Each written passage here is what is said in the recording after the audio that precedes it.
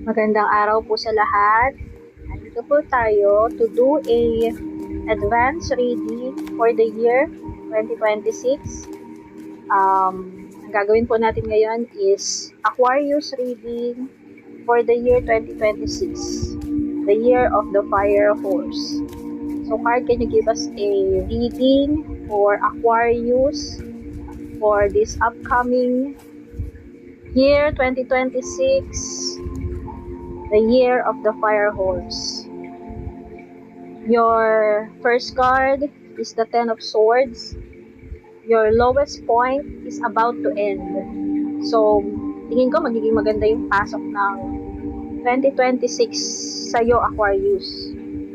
The sword is about your thoughts. You had this habit in you na mas nakikita mo yung mga failure instead of your success. And the second card is the Fool. Oh, see? A new beginning. Aquarius, 2026 is a promising year for you. You will entering the year of your new journey. I'll share a brief experiment. I think alam mo naman na. That is the white paper and you put a black dot on it. And every time na titingnan mo siya, you'll always see the dot.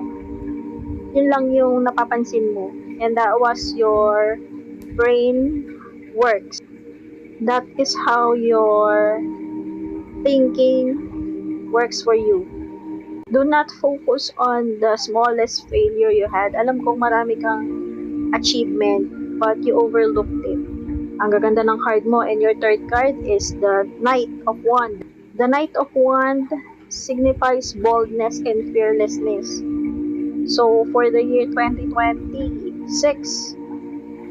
matapang ka. You are ready to change for the better for the year 2026. Aquarius, this is in all aspect of your life. Sa love life, sa career, and sa family.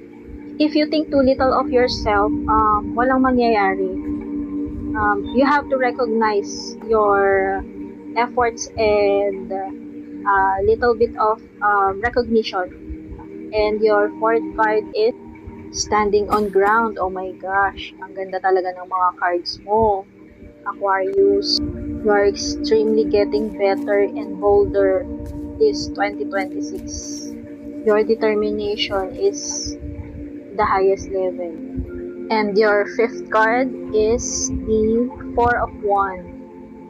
Harmony, celebration. Grabe,